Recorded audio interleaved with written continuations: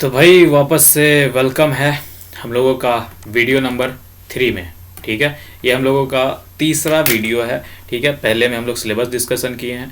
ठीक है, और दूसरे में हम लोग एक यूनिट 1 को कंप्लीट किए हैं और CC5 के 1 को। और ये तीसरा वीडियो है, तीसरा वीडियो में जो कि हम लोग यूनिट 2 को देखने वाले हैं। यूनिट 2 को जिस वक्त हम सिलेबस बता रहे थे उस वक्त हम बोले थे कि करीबन 6 पोएम है। ठीक है, यहाँ एक song of my self, a child said what is grass. ठीक है, और फिर ये दोनों वर्स विटमैन का, और road not taken, two tramps in a mud Robert Frost का, तुलिप्स और मिरर सिल्विया प्लैथ का। ठीक है, तो अभी चूंकि टाइम कम है, ठीक है, एग्ज़ाम आने तक में भी हम कंप्लीट करने की कोशिश करेंगे सारे पोएम्स। ठीक है, लेकिन चूंकि टाइम जो है भैया हम लोगों के पास अभी कम है, तो हम जो है अभी क्या करने वाले हैं, 2 पोएम्स करने वाले हैं ताकि जो क्वेश्चंस आए तो छूटे ना भैया। ठीक है, तो पहला एक हम लोग करेंगे child said what is grass, और दूसरा द रॉड नॉट टेकन। ठीक है, ये 2 पोएम करेंगे। हो सकता है तो ये दोनों एक ही वीडियो में होगा या तो अलग अलग होगा। फिलहाल child said what is grass, इसको देखने वाले हैं हम लोग। ठीक है, हाँ भैया, हम लोग कोर 5 कर रहे हैं, सेमेस्टर 3 के कोर पेपर 5 कर रहे हैं, जो कि अमेरिकन लिटरेचर है, 19th सेंचुरी। ठीक है, इंट्रोडक्शन देखते हैं। ये भैया एक पोएम है child said what is grass. ठीक है, इसका इंट्रोडक्शन देखते हैं, परिचय देखते हैं। ठीक है, पोएम जो कि child said what is the grass. ठीक है, in extract from the song of my self. ठीक है, एक एक्सट्रैक्ट है, एक्सट्रैक्ट करने का मतलब उसका भाग कह सकते हैं हम। किसका? तो सॉन्ग ऑफ माई सेल्फ का 1855, जो कि लिखा गया था किसके जरिए? वाल्ट विटमैन के जरिए। एक मॉडर्न अमेरिकन के लिटरेचर हैं भैया, उन्हीं मतलब मॉडर्न अमेरिकन लिटरेचर के जो थे, जिस वक्त लिखा जा रहा था मॉडर्न लिटरेचर अमेरिका के, उसी वक्त के राइटर हैं ये। इन दिस पोएम, इस पोएम में ही attempts to answer a child innocent question of what the grass is. तो इस पोएम में हम लोग बेसिकली या देखेंगे कि जो पोएट हैं उन्होंने आंसर करना चाहा है। ठीक है, उन्होंने क्या आंसर करना चाहा है कि जो बच्चा पूछता है कि एक्चुअली में ये ग्रास है क्या, ठीक है, उसका एकदम मासूमियत वाला जो सवाल होता है उसी के आंसर करने का कोशिश किए हैं इस पोएम में पोएट ने। ठीक है, कहता है कि पोएट जो है एक बार टीचर था। कब? तो ये 1830 और 41 के बीच के समय का बात है कि जब उस वक्त क्या था, पोएट एक टीचर हुआ करता था। बाद में वो क्या हो गया, फुल टाइम जर्नलिस्ट हो गया। जर्नलिस्ट हो गया, जो रिसर्च वेसर्च लिखते रखते हैं ना, जर्नलिज्म ये सब। Started composing poem, song, other composition. ठीक है, तो जर्नलिस्ट जब बन गया तो इन्होंने क्या स्टार्ट कर दिया, कंपोजिंग करना, मतलब कि लिखना बनाना, क्या, पोएम, सॉन्ग्स और भी अदर कंपोजिशन, ये सब चीज़ें उन्होंने करने लगा। ठीक है भैया, इंट्रोडक्शन परिचय हो गया। अब एक्सट्रैक्ट कहाँ से लिया गया है, ठीक है, वो देखते हैं।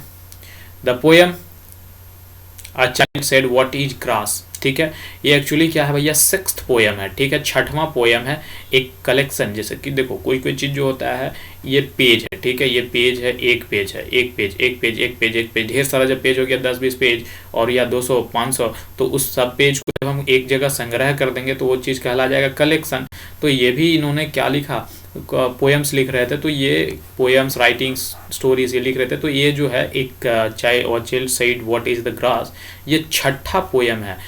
कौन से कलेक्शन से? तो बुक का नाम क्या है, song of my self. The title of the poem is a part of the first line. और ये जो टाइटल है वह child said what is grass, ये उस पोएम का पहला भाग का फर्स्ट लाइन है। ठीक है, several literary devices are used in conveying the message the poem in the very interesting and realistic way। ठीक है, इसमें बहुत सारे लिटरेरी डिवाइस का, लिटरेरी डिवाइस मतलब कि जो चीज़ें हम लोग बोलते हैं करते हैं, उन चीज़ों को दिखाने के लिए जो बातें यूज़ की जाती हैं, जो वर्ड्स यूज़ किए जाते हैं, उन्हें लिटरेरी डिवाइस कह सकते हैं हम लोग, एक तरीके से समझने के लिए। ठीक है, तो भैया इस पोएम में बड़ा ही मज़ेदार तरीके से, रियलिस्टिक वे से, ना ही वर्चुअल काल्पनिक दुनिया में नहीं, एकदम रियलिटिक में रियल चीज़ों को कंपैरिजन कर करके उन्होंने उस छोटे से बच्चे का, इनोसेंट मासूम बच्चे का भैया मासूम सा सवाल का जवाब देने की कोशिश किए हैं। ठीक है, the theme of the poem, poem का क्या थीम है वो देखते हैं। Inevitable death which dominate the peace. ठीक है, असहनीय डेथ जो होता है ना, कि नहीं चाह रहे थे फिर भी अचानक से हो जाता है, तो वो कैसे पीस डोमिनेट करता है, मतलब शांति देता है। The poet was the actually writing about the aftermath of the American civil war. और ये जो पोएम है वो लिखा गया है कब? तो अमेरिकन सिविल वॉर के बाद, चूँकि ही सर्व इन अ न्यू यॉर्क हॉस्पिटल, चूँकि वो सर्व कर रहे होते हैं वहाँ पर जा कर के सेवा दे रहे होते हैं हॉस्पिटल में। किस समय? तो जिस वक्त वॉर चल रहा होता है वो, उस वक्त ये हॉस्पिटल में रहते हैं, न्यूयॉर्क के हॉस्पिटल में, ठीक है। तो उन्होंने बहुत ज़्यादा सफरिंग और ब्रुटैलिटी, मतलब कि एकदम हत्या वत्या, बहुत ज़्यादा मार धाड़, खून ऊन सब कुछ, और बहुत ज़्यादा तकलीफ में लोग बीत रहे हैं, वहाँ रह रहे हैं।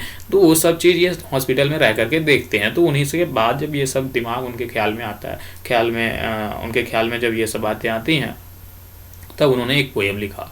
Through the course of this poem seek the philosophically एजर्सन that the life is not different from the death, ठीक है। तो उसे ये कुछ फिलोसफिकली बातें भी बोले हैं कि जो लाइफ है, जो ज़िंदगी है भैया, वो डेथ से अलग नहीं है, ठीक है। दूसरा पॉइंट अगर देखें तो कहता है कि ही सॉ अगली नेचर ऑफ अ वॉर, ठीक है। अगली नेचर मतलब कि एकदम बेकार सब जो होता है ना, वो कैसे युद्ध हो रहा था, कितना खतरनाक तरीके से हो रहा था, ये सब चीज़ें उन्होंने देखा।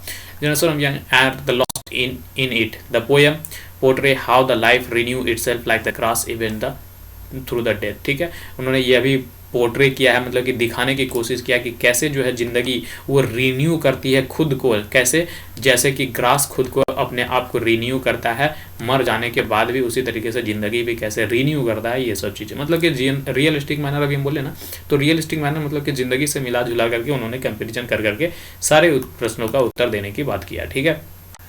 एक्सप्लेनेशन देख लेते हैं उस पोएम का, ठीक है। क्रिटिकल एक्सप्लेनेशन कहता है पोएट जो है, अ grass is such an ignored and unrated vegetation, ठीक है। ग्रास को हम लोग क्या कर देते हैं, इग्नोर कर देते हैं, ठीक है, और उसको कोई रेट नहीं करता, पैरों से कुचल देते हैं ना, चलते हैं तो कुचलता ही है। And dot no even wonders about it, और कोई इसके बारे में ज़्यादा जानने की कोशिश भी नहीं करता है। But the poet was given this grass such parallel that it comes to a closely expound the human conditions, ठीक है। लेकिन ये जो पोएट हैं भैया, वो एकदम पैरेलली चलते हैं और उस ग्रास के साथ में जाते हैं, क्लोजली रिलेट करते हैं और अपनी ज़िंदगी ह्यूमन्स कंडीशंस के, ठीक है, मानव स्थिति को उस ग्रास से कंपैरिजन करके इस पोएट में दिखाने की कोशिश की है। The striking contract that lies between the grass and so many materialistic things have the human body itself, ठीक है। कहता है एकदम कंट्रास्ट देता है, बात पर जोर देता है क्या, कि ये जो है वो लाई करता है, लाई मतलब कि रहता है कि इसके बीच में भैया बिटवीन ग्रास और सो मेनी मेटेरियलिस्टिक थिंग्स कहने का मतलब हम जो चीज़ें अभी कल्पना करते हैं कि मेरे पास ये होना चाहिए, गाड़ी घोड़ा बंगला पैसा रुपया, ये सब मेटेरियलिस्टिक चीज़ें हैं, मोबाइल फ़ोन तो गाड़ी, ये सब मेटेरियलिस्टिक थिंग्स हैं, ठीक है। तो ये सब जो है उसी के बीच और एक ह्यूमन बॉडी के इटसेल्फ के इसी के बीच में रहता है। Make one believe that grass is no closely linked with the so closely linked with the humankind. एक ध्यान में ये बात ध्यान में एकदम बैठा लो कि जो ग्रास है भैया बहुत ही ज़्यादा क्लोजली लिंक्ड होता है हम लोगों से, मानव से, ठीक है। ये बात अपने दिमाग में बैठा लो, ठीक है। कहता शुरुआती में अगर बात करें तो पोएट जो है अपने आप को represent himself in a position of ignorance, ठीक है। पोएट जब शुरुआत हो रहा है तो उस वक्त जो है पोएट वो अपने आप को रिप्रेजेंट ऐसा कर रहा है कि जैसे कि हम जो है ग्रास को इग्नोर कर रहे हैं, व्हाट इज ग्रास है ऐसे ही, ठीक है। But when a child ask him what grass is, लेकिन जब तभी उससे एक बच्चा जब पूछता है पोएट से कि ग्रास एक्चुअली में है क्या, तो वो आंसर क्या करता है, that probably he does not know more about the grass than the ignorant child, क्योंकि वो ज़्यादा कुछ नहीं जान रहा होता, क्योंकि वही भी तो बोला ना कि हम अपने आप को पोर्ट्रे कर रहे हैं, अपने आप को शुरुआती में क्या कर रहे हैं कि हम कुछ नहीं जानते हैं, ठीक है, इग्नोर कर रहे हैं ग्रास को। तो ये भी इग्नोर कर रहा है चाइल्ड को, एकदम इसको ज़्यादा जवाब भी नहीं दे पाए क्योंकि ज़्यादा है नहीं। तो as he ponder over the characteristic of the grass he begins to explain it with the so many possible similarities. लेकिन शुरू में तो इग्नोर कर रहा था, लेकिन जैसे ही फिर जब बच्चा पूछ दिया तो ये जवाब देने की कोशिश करना चाहा जवाब देने के लिए, तो ग्रास तक गया, ग्रास के चीज़ों को, उसके कैरेक्टरिस्टिक्स को, उसके गुणों को पहचानने की कोशिश करने लगा, पहचानने की कोशिश करने लगा। तो बहुत सारे पॉसिबल सिमिलरिटीज़ जो हो सकते थे वैसे वैसे उसके साथ सिमिलरिटीज़ को बताता है, ठीक है। With the similarities suggested, so many images of grass began to accumulate like layer one top of the others. The other grass does not look insignificant anymore, ठीक है। उसके बाद जब वो देखने लगा ग्रास को अच्छे से, तो उसके दिमाग में एक इमेज, ग्रास का इमेज बनने लगा, कैसे जो है लेयर प्रति लेयर टॉप पर तक चला जाता है घास, और कैसे एक बहुत ही अच्छा हम लोगों के लिए होता है वो ग्रास, वो सब चीज़ें वो धीरे धीरे देखने लगा। पोएम के लाइन से समझते हैं कुछ चीज़ें। I guess it must be the flag of my disposition out hopeful green stuff उबेन। अब इसका क्या मतलब है वो देखो।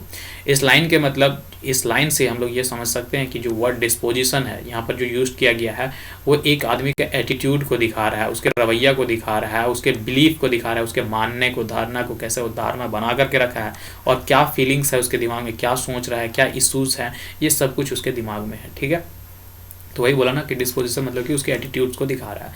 By calling the grass of the flag of disposition he quite literally saying that the grass perfectly represent his thought on a life and death, his belief that life is no continuous circle। ठीक है, ये कहता है ना कि हम disposition बुला रहे हैं ग्रास को, तो इसका मतलब ये साफ तौर पे कह रहा है कि ये जो है ग्रास परफेक्टली एकदम बढ़िया तरीके से रिप्रेजेंट कर रहा है, दर्शा रहा है किसके, हिज थाउट, अपने थाउट को किसके प्रति, लाइफ, जीवन के प्रति और मृत्यु के प्रति। क्योंकि घास देखो कुछ समय के बाद जिंदा रहता है, फलता, हरा भरा दिखता है, फिर मर जाता है। ठीक है, तो इसी प्रकार के यही अपने साइकिल्स, अपने थाउट्स को दिखा रहा है, अपने विश्वास को दिखा रहा है कि that one continuous, that life is वो कंटिन्यूस सर्कल, की जिंदगी जो है भैया कि लाइफ सर्कल है, एक बार मरोगे जिंदा होगे, मरोगे जिंदा होगे, मेरा होगे जिंदा होगे, यही एक कंटिन्यूस सर्कल चलता जाता है। ठीक है, death does not conquer, it just tends the circle of life. देखो मृत्यु मतलब कि उस पर हासिल करना, उस पर जीत प्राप्त करना, ऐसा नहीं कह सकते हैं, लेकिन ये एक सर्कल है कि मरना है फिर जीना है, मरना है फिर जीना है, तो ये साइकिल जो है चलता ही चला जाएगा। ठीक है,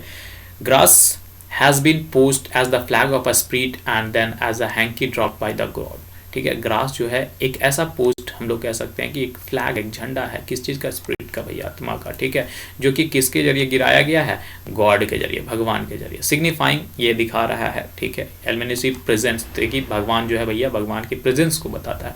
and yet another comparison in tiny grass is equated to the child who has just enter the world as a new born. और अगर जो छोटे छोटे ग्रास होते हैं, टीनी एकदम छोटे छोटे जो ग्रास होते हैं, उसको इक्वेट कर रहा है, इक्वली बता रहा है किसके, एक न्यू बॉर्न बेबी का, एक न्यू बॉर्न बेबी जो बच्चा एकदम जन्म लिया है न्यू, उसके बारे में बता रहा है, उससे इक्वेट कर रहा है, उसके इक्वली, उसके बराबर बताने की कोशिश कर रहा है। ठीक है, अब देखो एक स्टैंजा है, और I guess it the handkerchief of the world. Handkerchief मतलब कि रूमाल होता है। ठीक है, हैंडर कीप मतलब रूमाल। Lord a scanted gift of the remembrance designedly dropped bearing the owner's name some way in the corner that we may see and remark and the see was whose। ठीक है, अब क्या बोलता है कि through this stanza, इस stanza के मतलब अभी जो हम लोग पढ़े, उस स्टैंजा के मतलब रेफरेंस जो है वो किसके पास रेफरेंस लिया जा रहा है भैया, ग्रास के पास। Being the handkerchief of the lord. ठीक है, चूंकि ये रूमाल है, किसका, भगवान का रूमाल है, appears to be the used for its imagery, उसी के इमेजरी, उसी की कल्पना करके हम लोग इसको देख सकते हैं। As a handkerchief cover the tennis ball completely. अब जैसे कि अगर एक टेनिस बॉल लो और अगर हम अपना हाथ से रूमाल का जो है इसको पूरी तरीके से रूमाल के अंदर रख ले तो ये पूरी तरीके से बॉल ढक जाएगा ना। तो इसी तरीके से बोल रहा है कि ग्रास जो है भैया, वो जो ग्रास है वो किसका ग्रास है, जो ग्रास जो है वो हैंडर कीप है, मतलब कि एक रूमाल है, और वो रूमाल किसका है, गॉड का है, भगवान का। और वो क्या किया है, पूरे पृथ्वी को पूरी तरीके से अपने से ढक करके रखा है। ठीक है, जैसे कि हम लोग टेनिस बॉल को एक रूमाल से ढक करके रखता है। ठीक है, similarly grass cover the earth like a blanket. उसी तरीके से जो अर्थ है पूरी तरीके से ब्लैंकेट के तौर पे, जैसे कि ब्लैंकेट मतलब हम लोग कम्बल ओढ़ते हैं ना, अभी ठंडा का दिन में कम्बल ओढ़ के सो जाते हैं, तो इस तरीके से घास भी एक कंबल है। ठीक है, किसका, जो अर्थ का, भगवान का दिया हुआ है। ठीक है, और वो हैंडर के ड्रॉप्ड बाय द गॉड। ठीक है, और वो गॉड के जरिए गिराया गया है, और वो गिराया गया है मतलब कि घास को बोल रहा है, और वो पूरी पृथ्वी पे फैला पड़ा है। ठीक है, और I guess the grass is itself a child. और ऐसा कह सकते हैं कि ग्रास जो है खुद से एक चाइल्ड है, the produce babe of the vegetations. ठीक है, अब इसका क्या मतलब है वो देखो। Poets now attempts to think the grass as a product of vegetation. ठीक है, पोएट और कोशिश करता है, थोड़ा सोचता है, कोशिश करता है बार बार, और सोचता है तो कहता है कि क्या है, प्रोडक्ट है, वेजिटेशंस है, फल है, किसका, वेजिटेशन जो हम लोग करते हैं ना, खेती बाड़ी, उसी। The result of seeds, fertile soil and favourable matters, किसका प्रोडक्ट है भैया, वेजिटेशन का। तो वेजिटेशन कैसे होता है कि पहले हम लोग सीड बोते हैं, तो सीड कहाँ बोते हैं भैया, पहले जहाँ फर्टाइल सॉइल होता है वहाँ। और फर्टाइल सॉइल जब बो देते हैं, फर्टाइल सॉइल में, मिट्टी में जब हम सीड बो देते हैं तो ऐसा तो नहीं है कि वो अपने आप उग जाएगा, उसके लिए फेवरेबल कंडीशंस चाहिए होगा, फेवरेबल वेदर चाहिए होगा। अब डेजर्ट में तो कोई चीज़ नहीं ना उगेगा, चाहे पूरा पानी में ही तो कोई चीज़ नहीं उगेगा। हाँ, सारे तरीके का कंडीशंस दिया जाएगा, उसे ही फेवरेबल कंडीशंस कहते हैं, है कि नहीं। तो इसका एक रिजल्ट है, ठीक है, प्रोडक्ट है। What is important about all of this is not as so much significance each one hold, but the manner in which they have seen displayed. Here every point shows the philosophy of the poet in a realistic manner. तो इस poem से एक सार में हम कह सकते हैं कि ये लाइन जो है वो हर चीज़ क्या बता रहा है कि पोएट का जो एक फिलॉसफी चल रहा है, बातें जो बड़ी बड़ी चल रहा है, और वो बड़ी बड़ी बातें वो सिर्फ फेंक नहीं रहा है, हवा में नहीं फेंक रहा है, वो रियल चीज़ों से रियलिस्टिक मैनर से क्या कर रहा है, उसको रिलेट कर करके बता रहा है। ठीक है, और I guess it is a uniform hieroglyphy. ठीक है, अब हायरोग्राफी क्या होता है, एक क्या कह सकते हैं उसको, अच्छा बताते हैं। In section Whitman begins to the ponder indiscriminatory nature of the grass, the uses of the word hieroglyphy, a pictorial मतलब दर्शाता कह सकता है, दर्शा रहा है एक तरीके का, दर्शा पिक्टोरियल फॉर्म में दर्शा सकता है।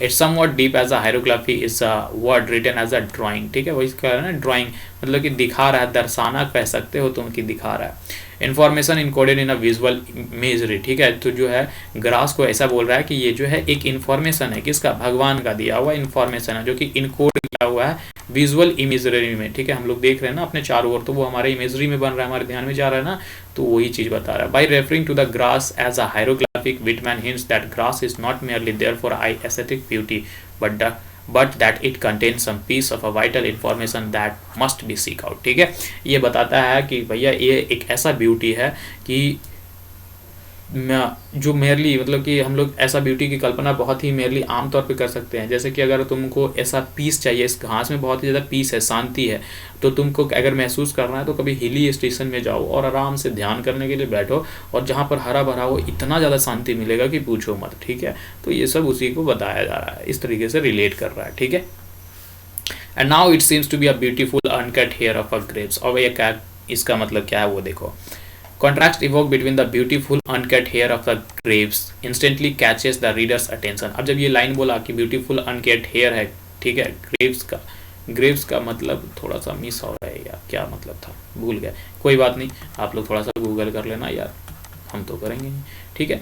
ये अटेंशन कर रहा है, the sentence in the imagery evoke the sense of energy. अब जैसे ही कह रहा है कि हम लोगों को इमेजनरी में चला जाता है, सेंस ऑफ एनर्जी बना देता है कि देखो कोई भी चीज़ों को देखोगे, जैसा भी पॉजिटिव वाला इन्वायरमेंट में रहोगे, पॉजिटिव देखोगे, तो हमारे दिमाग में भी उसी तरीके का इमेजरी बनाएगा, ठीक है, तो वही चीज़ यहाँ भी कर रहा है।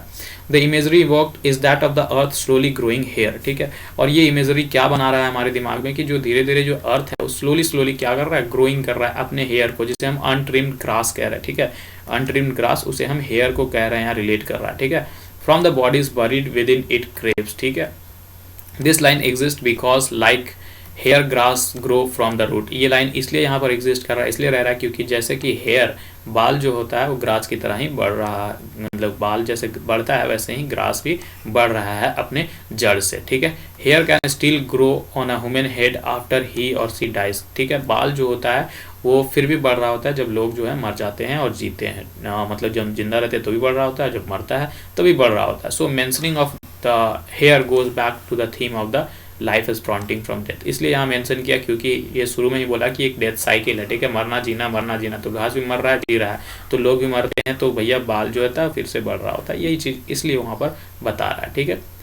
ग्रास जो होता है एक सिंबल है किसका भैया, डेमोक्रेसी का, ठीक है, प्रजातंत्र का। It is a nature to grow equally among all races, ठीक है, इसका कोई ऐसा नेचर क्या है कि जहाँ भी उगेंगे भैया हम एक समान उगेंगे, ऐसा नहीं है कि इस जगह पर ज़्यादा उग रहे हैं इस जगह पर नहीं, हर जगह उगेंगे, ठीक है, चाहे कलर होगा, कास्ट होगा, क्रीड्स होगा, no distinction make it so fair and prejudice giving it a high value, ठीक है, तो ग्रास हर जगह हर एक जगह एक समान होता है, हर एक जगह, ठीक है।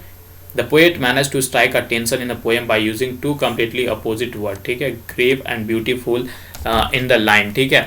पोएट जो है क्या बोल रहा है कि मैनेज करने की चाह रहा है, मैनेज मतलब कि देखो हम लोग जब कंपैरिजन करते हैं ना तो दो चीज़ों के बीच में करते हैं, ठीक है, तो अब कोई भी चीज़ जो होता है एक कंपैरिजन होता है, तो कोई भी कभी कभी क्या होता है कि जो कंपैरिजन हम कर रहे होते हैं एक चीज़ जो होता है वो थोड़ा सा नेगेटिव में होता है, ठीक है, तो अभी याद आ गया है ये जो ग्रेव होता है कब्र का हम लोग कर रहा है, ठीक है, तो ये जो है एक कब्र का एग्जाम्पल ले रहा है और साथ में क्या कर रहा है, ब्यूटीफुल इन द लाइन बोल रहा है, ठीक है। अब कब्र ब्यूटीफुल कैसे हो सकता है, किसी का मृत्यु हो गया और उसके जाके बोलो कि यार क्या इतना ब्यूटीफुल शानदार काम हुआ है, तो वो तो तुमको धुन देगा, उसका तुम्हारा रिलेशन जो होगा वो धुन देगा, ठीक है, तो इसलिए बोला है कि जो कम्प्लीटली अपोजिट है, पूरी तरीके से अपोजिट है, वो एक इस तरीके का वर्ड्स दे रहा है कि वर्ड्स क्या है, ग्रेव है और ब्यूटीफुल इन द लाइन बोल रहा है, ठीक है, तो ग्रेव कब्र कैसे ब्यूटीफुल हो सकता है, इसलिए थोड़ा सा टेंशन वाली बात यहाँ पर है।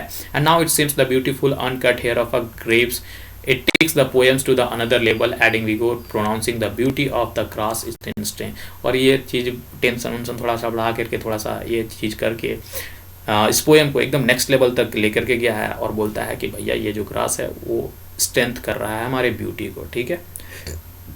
इनविटेबल डेथ, अपानीय डेथ जो है कैसा होता है, देखो क्या होता है डेथ के बारे में बता रहा है।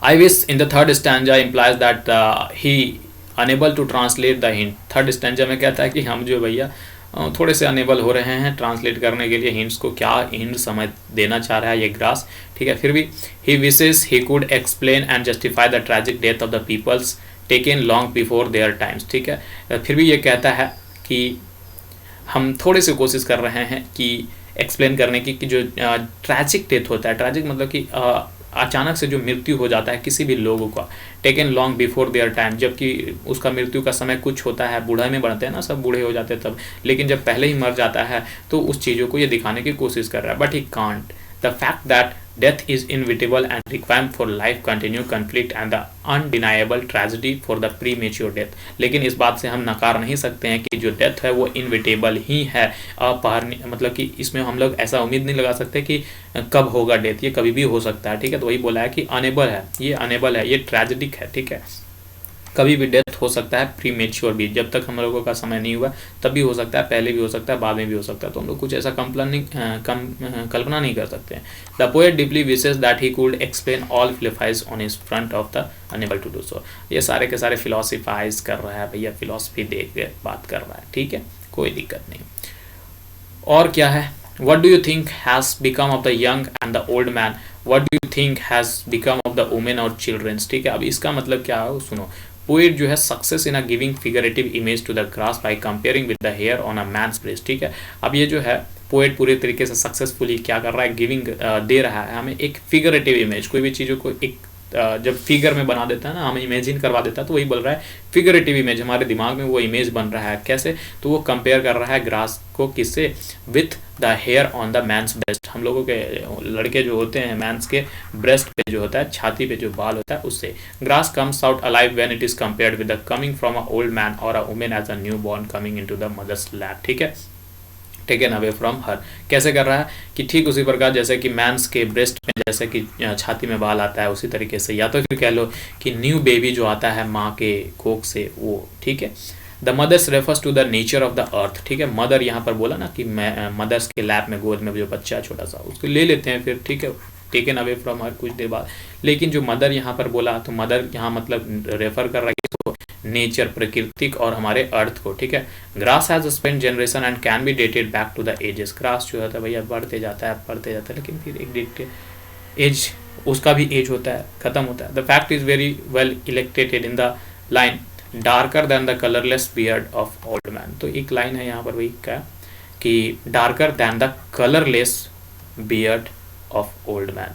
ग्रास क्या है, अगर ग्रास को समझने की कोशिश करो, उसके महत्व को, इंपॉर्टेंस को, तो भैया बोल रहा है कि ये डार्कर है किसके, दैन ए कलरलेस बियर्ड। ब्लैक ही होता है ना हम लोगों का, जो ब्रेस्ट पे, छाती पे जो बाल होता है वो ब्लैक होता है, तो ये कलरलेस ही है ना, तो कलरलेस से भी डार्कर है, ठीक है।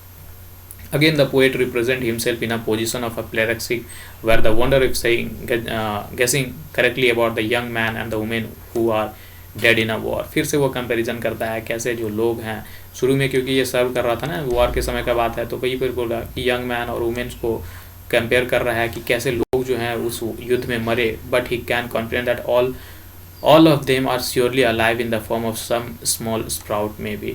लेकिन उसके बाद बोल रहा है कि ये अपने आप में कि हम जो हैं अभी पूरी तरीके से कॉन्फिडेंट है कि ये सब जो हैं अभी भी अलाइव हैं, जीवित है, लेकिन वो उस फॉर्म में नहीं, कुछ ही फॉर्म में, अनदर फॉर्म में स्प्राउट कर रहे हैं। स्प्राउट मतलब समझ रहे हो, कहीं ना कहीं किसी भी फॉर्म में जीवित होंगे, अकुर रहे होंगे। Grass represent continuation of life after the death. तो वही है, फिर से वही बात रिपीट किया है कि ग्रास जो है वो दिखा रहा है कि कैसे जो है एक कंटिन्यूशन है लाइफ आफ्टर डेथ, मतलब कि जिंदगी के बाद, मरना के बाद फिर से जीवन। It nevers meet death and exist as a small sprout even when try to wholly eliminated from the ground. पूरी तरीके से ग्राउंड से नहीं हट सकता है, ये मरेगा जिंदा होगा, मरेगा जिंदा होगा, ठीक है। The poet utterance of the peoples mean that he has come to represent the voice of the people and the reader of them binds them the spirituality make towards the end when the poet says that nothing ever dies, ठीक है। उसके बाद poet जो है last में के ये represent करता है वॉइस, ठीक है, लोगों के वॉइस लोगों को तक पहुंचाता है उस अपनी आवाज़, और रीडर जो पढ़ रहे हैं उसे उन्हें भी बाइंड करता है स्पिरिचुअलिज्म, मतलब कि भक्तिमय से हो करके उसके बारे में सोचना करके मजबूर करता है towards the end of the when poet says, जब पोएम कहता है कि भैया नथिंग एवर डाई, कोई भी चीज़ें कभी भी नहीं मरती हैं, ये किसी ना किसी फॉर्म में जीवित ही रहती हैं। It is just that it goes unto a some other form, ये सिर्फ और सिर्फ क्या होता है, ये दूसरे फॉर्म में चला जाता है, दूसरे प्रकार में बन जाता है, लेकिन that form again get back to the turn into life, लेकिन फिर से वो जो फॉर्म में जाता है वो फिर एक बैक होकर के क्या बनता है, एक लाइफ में आ जाता है। Death has been described as a lucky at the end, और ये पोएट लास्ट में क्या बोलता है कि डेथ जो है भैया वो बहुत ही लकी चीज़ है। ठीक है, नो रिदमिक सीम था, another interesting point mentioning in the following scheme, ये हटाओ। ठीक है, यहाँ तक तो भैया हम लोग ये क्या कर रहे थे, a child said what is grass. ठीक है, शायद वीडियो बहुत ही लंबा हो रहा है, ठीक है, हमको भी लग रहा है, फिर दिक्कतें आएंगी, तो ये why child said what is grass, इसको यहीं पर एंड करते हैं। ठीक है, और फिर नेक्स्ट पोएम में मिलते हैं अगले वीडियो में। ठीक है, तब तक के लिए बाय।